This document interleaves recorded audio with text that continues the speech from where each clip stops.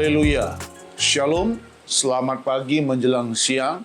Salam sejahtera di dalam kasih Tuhan kita, Yesus Kristus. Haleluya saudara-saudaraku. Apa kabar semua? Apa kabar Bapak Ibu? Saya percaya kita semua selalu dalam keadaan sehat dan kuat di dalam Tuhan. Ya, kita selalu ingin berkata terima kasih Tuhan buat kasih setia Tuhan. Lagu pujian di awal ibadah tadi berkata, oleh karena kemurahan dan kebaikan Tuhan, ya, kita masih boleh ada sampai hari ini. Terima kasih buat anugerah Tuhan. Terima kasih Tuhan buat kebaikan-Mu. Di hari ini, hari Minggu, tanggal 26 April tahun 2026, saudara-saudaraku, saya akan melanjutkan lagi khotbah saya dalam judul Membangun Kembali Hubungan dengan Tuhan dalam seri yang kedua. 2 minggu yang lalu, bagian yang pertama, karena minggu yang lalu Ibu Gembala yang menyampaikan firman Tuhan. Hari ini kita melanjutkan kembali dengan tema membangun kembali hubungan dengan Tuhan bagian kedua. Masih dalam suasana kebangkitan Tuhan Yesus, kita mau belajar kembali satu kisah yang sungguh luar biasa. Bagaimana murid Yesus ini mengalami Tuhan, ya. Bagaimana iman orang percaya itu harus benar-benar dibangun dari suatu hal yang sepertinya dibangun dalam satu hal yang mungkin kita tidak melihatnya, ya, tapi melalui itu semua maka iman kita akan bertumbuh. Mari kita membuka Yohanes pasal 20 ayat 24 sampai 31.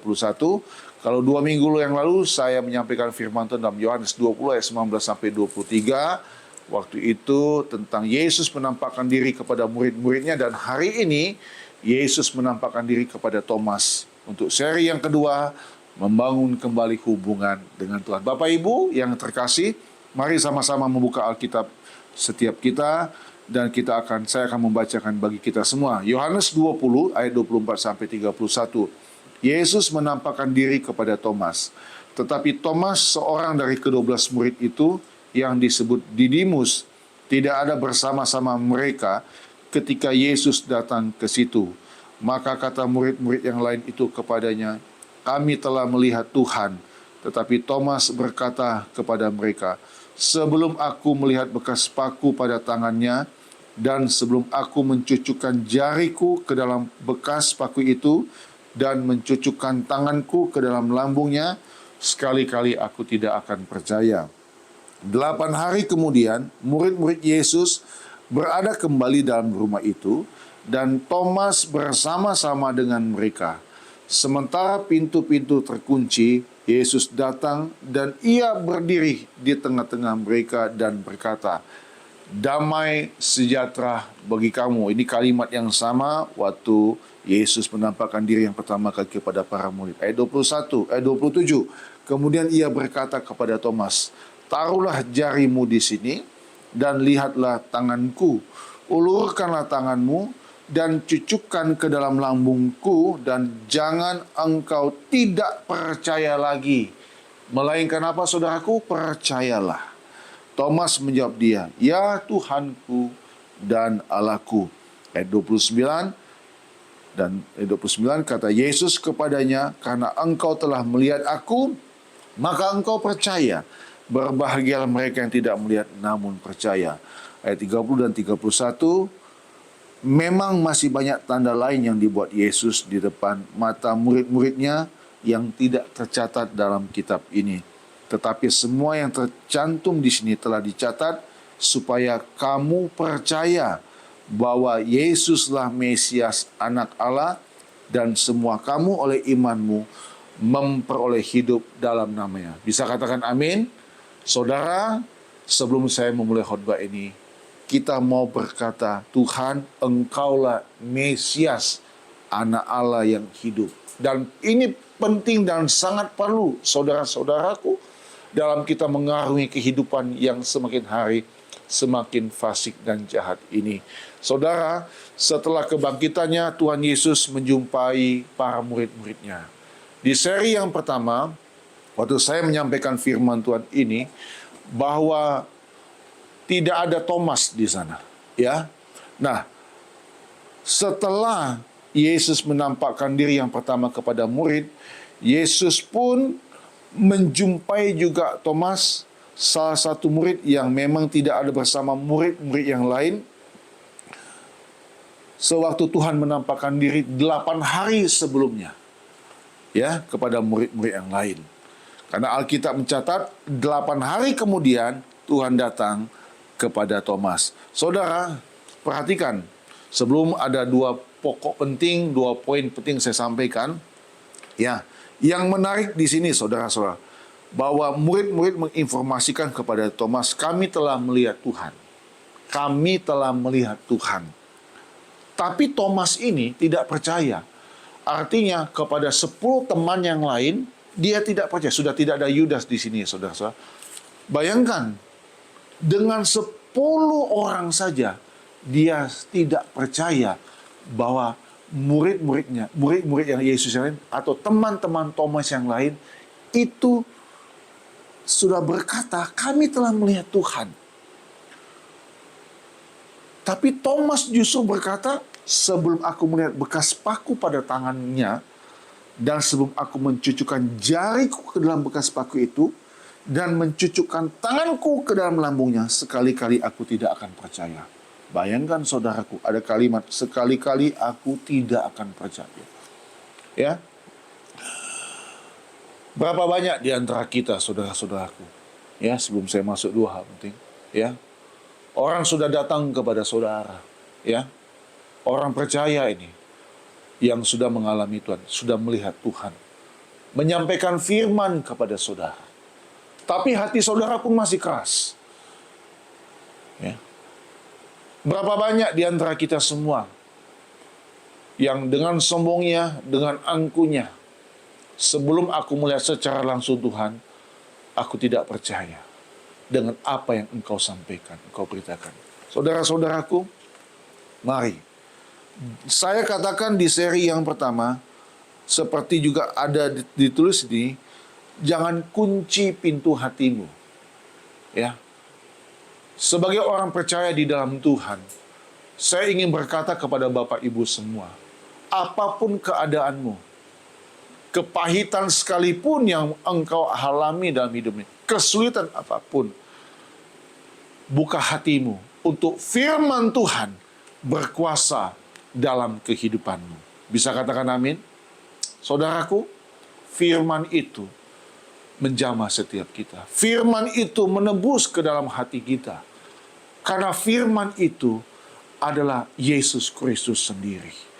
Hari ini saudara-saudaraku, saya ingin mengangkat cerita tentang Thomas. Walaupun saya tahu dalam catatan saya berapa kali saya pernah sampaikan ini, tapi saya percaya saudara-saudaraku, kita merasa penting dan perlu supaya kita tidak menjadi orang yang dalam tanda kutip apatis, sombong, tidak percaya pada perkataan firman Tuhan. Kalau saya ingin membuka sebentar di dalam kitab Roma, saya tidak catat, saudara. Ini pentingnya kita selalu membaca firman Tuhan. Kadang-kadang yang saya suka perhatikan, ya, kalau saya menulis di buku catatan khotbah, tidak tercatat, tapi Roh Kudus menuntun saya untuk membawa ini. Saya mengajak saudara untuk melihat dalam Roma pasal yang ke-10 sebentar. Roma 10, ya. Perhatikan saudara-saudaraku. Roma 10, mulai ayat yang ke-16. Tetapi tidak semua orang telah menerima kabar baik itu. Sama, tidak semua orang menerima kabar baik itu. Yesaya sendiri berkata, Tuhan, siapakah yang percaya kepada pemberitaan kami? Sama, saudara-saudaraku. Thomas pun tidak percaya dengan informasi yang luar biasa ini. Saya pakai tangan saya, luar biasa. Karena sebenarnya kebangkitan Yesus ini, Yesus sudah nubuatkan sendiri. Jadi saudara perhatikan, Thomas ini boleh dikatakan, kalau saya berani katakan, Thomas ini sudah tertutup hatinya. Nah, saya lanjutkan kembali. Yesaya sendiri berkata, Tuhan, siapakah yang percaya kepada pemberitaan kami? Jadi, iman timbul dari apa, saudaraku? Dari apa? Pendengaran. Ini yang menyampaikan ini 10 orang murid Kristus loh. Ya. 10 orang yang selama ini bersama-sama dengan Yesus. Sudah tidak ada Yudas, karena Yudas gantung diri. Saya lanjut kembali. Dan pendengaran oleh firman Kristus. Tetapi aku bertanya, adakah mereka yang tidak mendengarnya? Memang mereka telah mendengarnya. Suara mereka sampai ke seluruh dunia dan perkataan mereka sampai ke ujung bumi. Tetapi aku bertanya, adakah Israel menanggapinya? Ini memang kutipan dari kitab Nabi Yesaya, ya saudara. Tapi saya merasa perlu untuk menyampaikan ini, karena ini juga disampaikan oleh Paulus kepada jemaat di kota Roma. Tetapi aku bertanya, 19, adakah Israel menanggapinya? Pertama-tama Musa berkata, aku menjadikan kamu cemburu terhadap orang-orang yang bukan umat dan membangkitkan amarahmu terhadap bangsa yang hebat. Dan dengan berani Yesaya mengatakan, aku telah berkenan ditemukan mereka yang tidak mencari aku. Ayat ini, saudara-saudaraku, saya selalu sampaikan, inilah ayat yang membuat banyak orang non-Kristen, banyak orang selama ini tidak percaya kepada Tuhan, mengalami apa yang tertulis dalam ayat 20 ini. Perhatikan, ini cara Tuhan untuk membuat hidup banyak miliaran manusia percaya kepada Dia. Ayat 20 saya ulang kembali. Dan dengan berani Yesaya mengatakan, aku telah berkenan ditemukan mereka yang tidak mencari aku. Aku telah menampakkan diri kepada mereka yang tidak menanyakan aku. Masa bodoh, gak mau mendengar tentang Kristus kabar baik.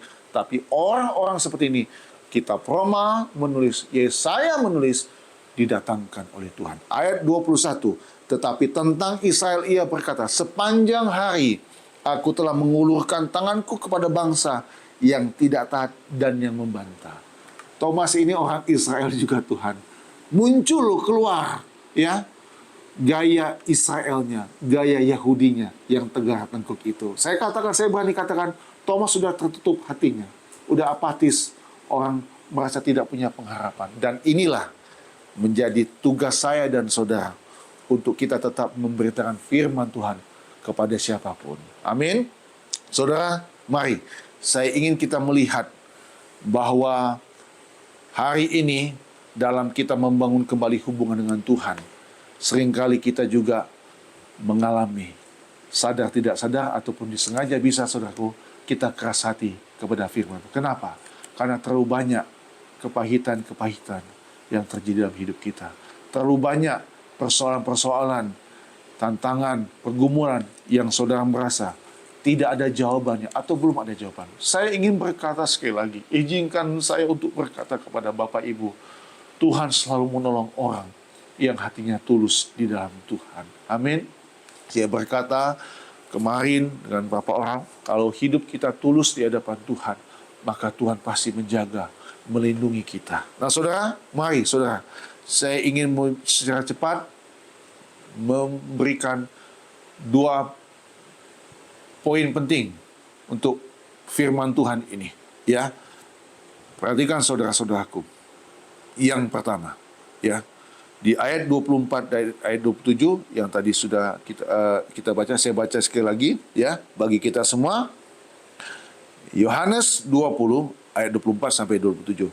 Tetapi Thomas, seorang dari ke-12 murid itu, yang disebut Didimus, tidak ada bersama-sama mereka ketika Yesus datang ke situ. Saya tidak tahu, kita juga tidak tahu kenapa dia tidak ada. Tapi seperti saya sampaikan, dugaan saya, ini hanya tafsiran saya ya Bapak Ibu ya, Thomas sudah mengalami pesimis dalam hidup dia. Dia sudah lupa semua apa yang pernah Yesus nubuatkan, bahwa Yesus, Sang Mesias akan bangkit. Udah tidak ada pengharapan lagi. Hati-hati saudara, kita diperhadapkan dengan banyak orang seperti begini. Kita selalu belajar untuk menuntun orang ini supaya kita dipakai Tuhan untuk memberitakan orang-orang yang hatinya sudah tertutup untuk firman Tuhan. Ayat 25, maka kata murid-murid yang itu kepadanya, kami telah melihat Tuhan. Tetapi Thomas berkata kepada mereka, sebelum aku melihat bekas paku pada tangannya, dan sebelum aku mencucukkan jariku ke dalam bekas paku itu, dan mencucukkan tanganku ke dalam lambungnya, sekali-kali aku tidak akan percaya. Nah, perhatikan saudara ayat 26 dan ayat 27 ini. Saya percaya informasi bahwa Thomas tidak percaya bahwa Yesus telah bangkit ini disampaikan 10 murid ini kepada Tuhan Yesus. Karena 8 hari kemudian, murid-murid Yesus berada kembali dalam rumah itu dan Thomas bersama-sama dengan mereka sementara pintu-pintu terkunci. Yesus datang dan berdiri di tengah-tengah mereka dan berkata, damai sejahtera bagi kamu. Ini dia, saudara, perhatikan ayat 27 yang membuat saya percaya bahwa murid-murid lain memberitahu kepada Yesus bahwa Thomas tidak percaya, guru, kalau engkau sudah bangkit. Perhatikan ayat 27.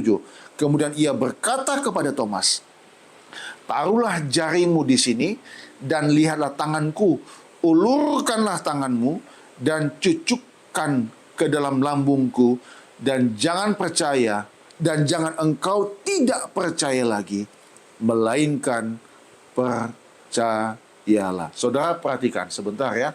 Ada satu hal yang menarik di sini. Kalau kita, saudara, tahan dulu sebentar ayat 27, saya kembali kepada kitab Roma pasal 10 tadi, saudara-saudaraku.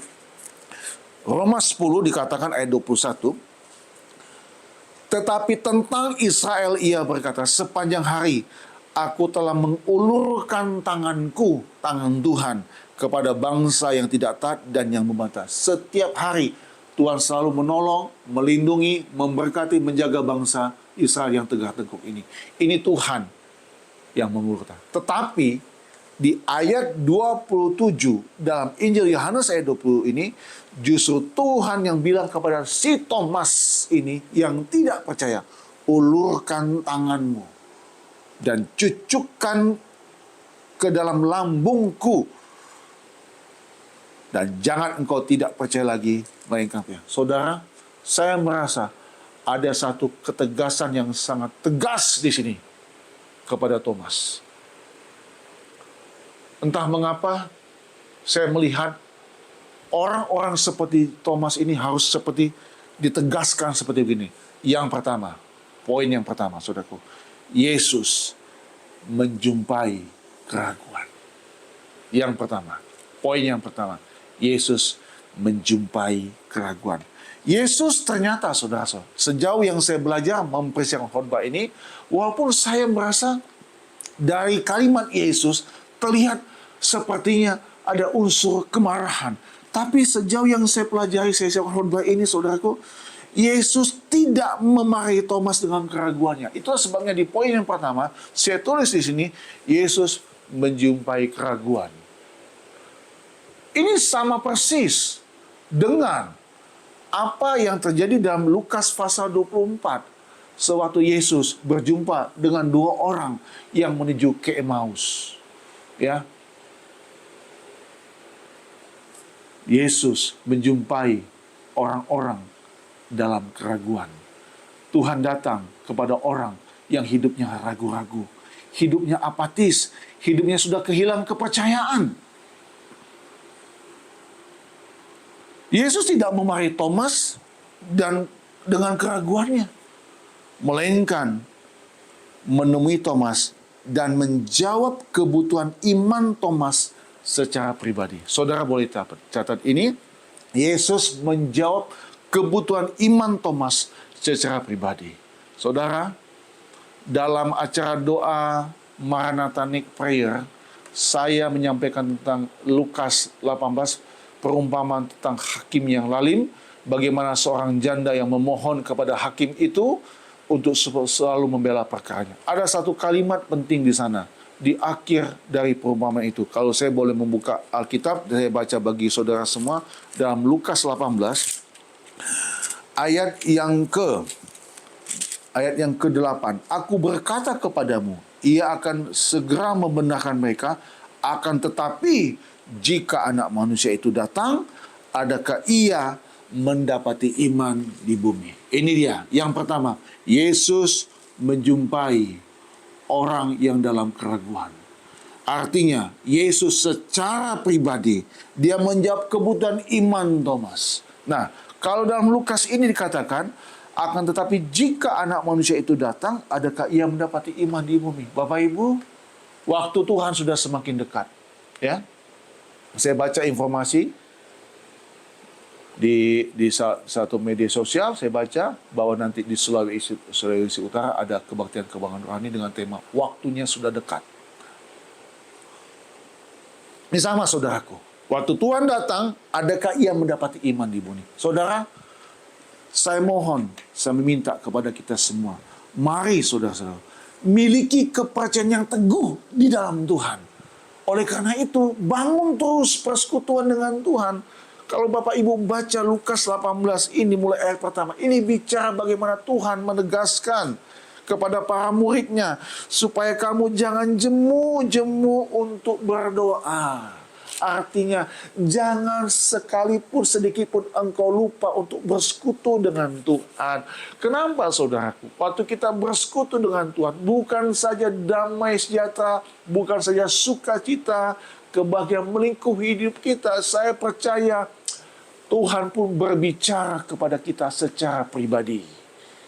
Tentu Tuhan pun pasti bicara melalui firman Tuhan ini di Alkitab. Karena kitab Roma tadi katakan, iman itu tumbuh waktu kita mendengarkan firman. Inilah tugas Yesus setelah kebangkitan. Misi Yesus untuk menjumpai Thomas. Saya percaya saudara-saudaraku, bahwa murid-murid yang lain menyampaikan ini kepada Tuhan Yesus. Tuhan, Rabi, Thomas tidak percaya engkau bangkit. Maka itu jangan heran di ayat 27. Yuk sini, taruh tanganmu. Sini, taruh jarimu di sini. Dan lihat tanganku ini. Ulurkan tanganmu. Yuk. Saudara, kalau Tuhan setiap hari mengulurkan tangannya, menolong kita seperti apa yang terus dalam kitab Roma, itu artinya dia tetap mengasihi saya dan saudara. Haleluya. Kalau Tuhan sudah mengulurkan tangan, ayo ulurkan tanganmu juga. Supaya ada, ikatan kasih, ikatan persekutuan antara kita dengan Tuhan. Haleluya, saudara-saudaraku. Ada satu gambar yang bagus yang saya bagi ke Bapak yang lalu. Ada tangan Tuhan dan tangan anaknya berjumpa. Janji Allah lebih besar dari apapun juga. Ulurkan tanganmu. Tuhan ingin kembali kita membangun hubungan dengan Tuhan. Sehingga, kalau saya boleh mengutip, minggu lalu Ibu Gembala sampaikan, supaya hidup kita menjadi bintang-bintang terang di tengah-tengah dunia yang gelap ini, yang bengkok ini. Haleluya. Dan itu harus dimulai dengan persekutuan. Dan inilah yang perlu Yesus melihat dalam kehidupan Thomas. Saudara, siapa yang tidak pernah ragu dalam hidup ini? Bertahun-tahun jadi orang Kristen, bertahun-tahun berdoa. Pergumulan demi pergumulan kita hadapi lewati. Kadang-kadang kita sudah merasa bosan, jujur, ya. Apakah Tuhan hadir? Apakah Tuhan ada? Saya katakan, Tuhan ada. Tuhan dia tetap setia. Sekalipun saya dan saudara kurang setia kepada dia. Itu firman Tuhan. Haleluya. Saudara-saudaraku, saya tidak bisa memarahi saudara. Karena Tuhan pun tidak marah kepada Thomas. Saya percaya dengan lembut Tuhan. Ayo, Thomas, cucukan. Taruhlah jarimu di sini. Ayo, taruh sini. Ulurkan tanganmu. Dan cucukan itu namamu. Dan jangan engkau tidak percaya lagi, melainkan percayalah. Saya percaya di ayat 28 ini berkata, Thomas menjawab Yesus, ya Tuhanku dan Allahku. Saya mempercayai ada rasa malu dalam kehidupan Thomas. Dan rasa malu itu wajar, saudara-saudaraku. Tapi kalau rasa malu itu kemudian kita bawa untuk kita berubah, kita siap lagi untuk mengikuti Tuhan, itu yang lebih hebat. Jangan sampai seperti Yudas. Ya, akhirnya dia, saudara kita tahu? Yudas, dia malu. Dia sudah berkhianat kepada Yesus dan mengambil pilihan hidup untuk menggantung dirinya. Bapak Ibu, Tuhan datang kepada orang-orang yang ragu. Ya, Tuhan datang kepada orang yang sudah mulai kehilangan kepercayaan dalam hidup ini. Izinkan saya untuk berkata, selagi engkau percaya kepada Tuhan, dan harus percaya kepada Tuhan, apapun yang engkau hadapi saat ini, percayalah, Tuhan mampu melakukan hal yang indah dan luar biasa. Asal setiap kali kita mengulurkan tangan kita. Haleluya, ulurkan tanganmu. Kita tidak mampu Tuhan. Tadi kita menyanyi lagu apa? Peganglah tanganku ya Bapa untuk selamanya. Selamanya. Terlepas ini bahaya hidup kita, saudara. Ya, terlepas ini bahaya. Apalagi kalau kita sengaja yang melepaskannya. Saya percaya Tuhan masih punya waktu. Tuhan ada waktu untuk mengangkat kita. Tapi ingat, waktu Tuhan sudah dekat. Lukas 18 tadi yang saya sempat bacakan. Adakah ia mendapati iman di bumi? Ayo, semangat untuk membaca firman Tuhan. Iman saudara hanya tumbuh waktu saudara baca firman Tuhan. Waktu saudara buka-buka handphone, saudara nonton khotbah, nonton renungan, imanmu bertambah. Itu yang pertama. Yang kedua, dia menyangkut iman. Saya baca Yohanes 20 ini ayat 29 ya. Kata Yesus kepadanya, "Karena engkau telah melihat aku, maka engkau percaya." Sisa ayat ini saya mau kita baca sama-sama. 1, 2, 3. Berbahagialah mereka yang tidak melihat namun percaya. Yang kedua, iman karena percaya. Inilah kualitas kehidupan orang Kristen yang sejati. Ya, iman karena percaya. Teguran Yesus di ayat 29 menunjukkan bahwa iman sejati tidak harus didasarkan pada bentuk fisik atau penglihatan mata, melainkan pada kepercayaan akan kebangkitannya. Karena memang konteksnya itu Yesus bangkit.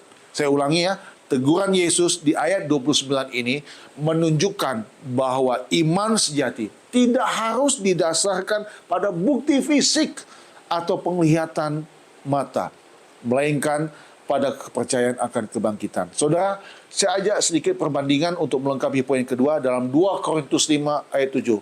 Apa yang tertulis sana?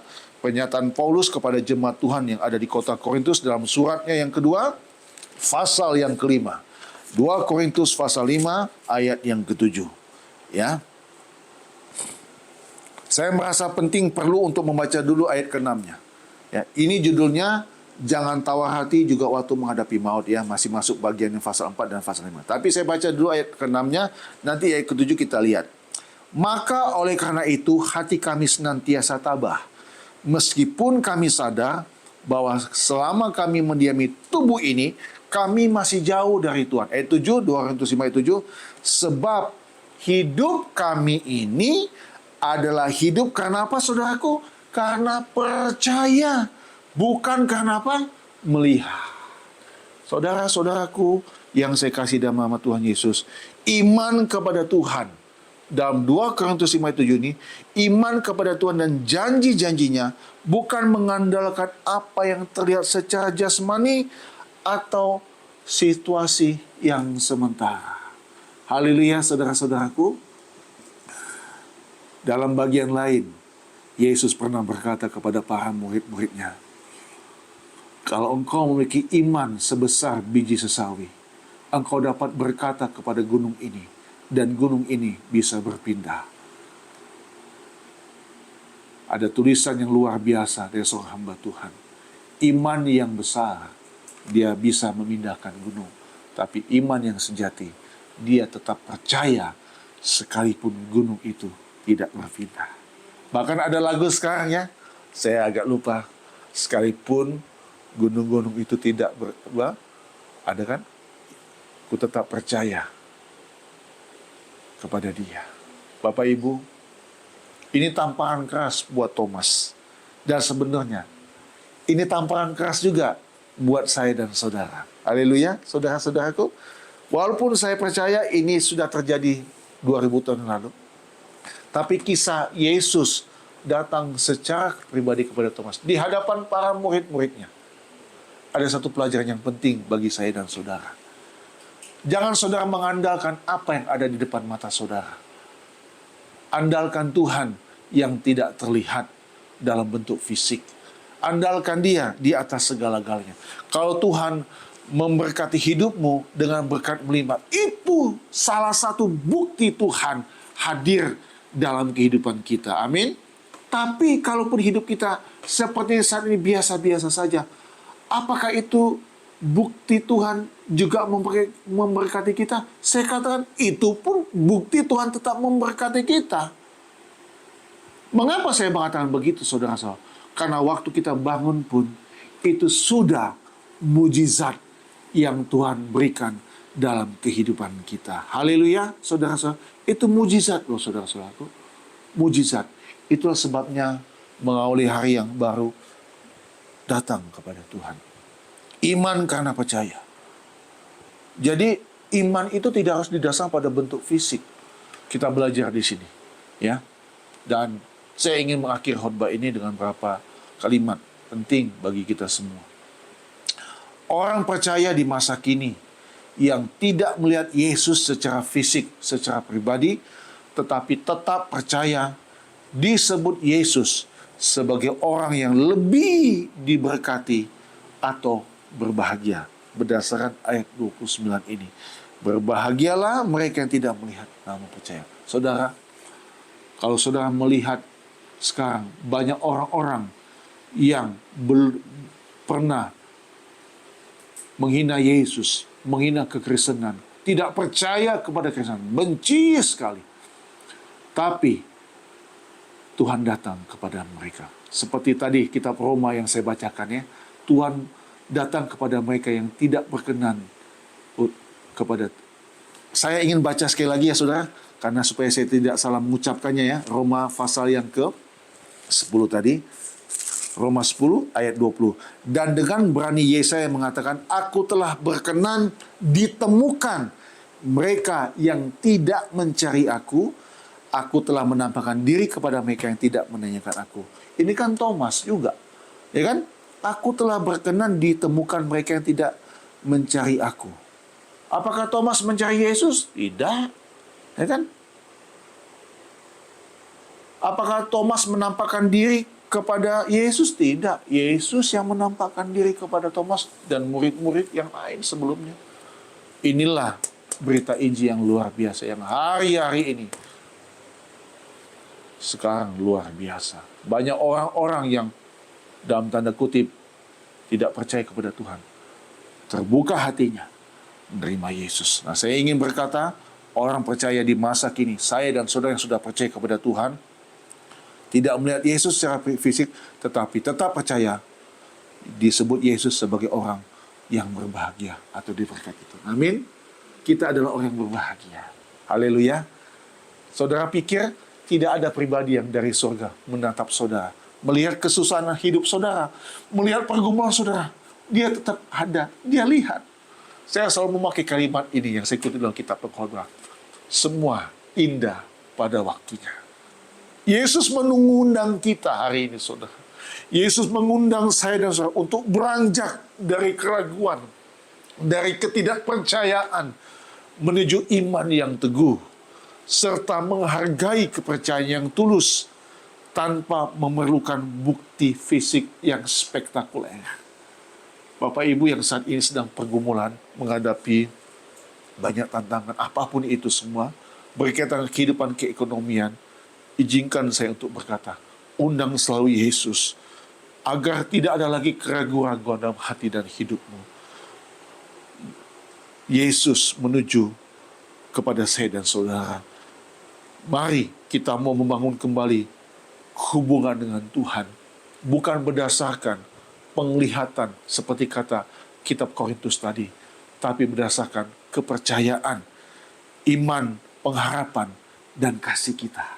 Haleluya, saudara-saudaraku, kiranya momen kebangkitan Tuhan Yesus merajut kembali, membangun kembali hubungan kita dengan Tuhan sampai Dia datang kali yang kedua. Tuhan Yesus memberkati kita semua. Mari kita bangkit berdiri.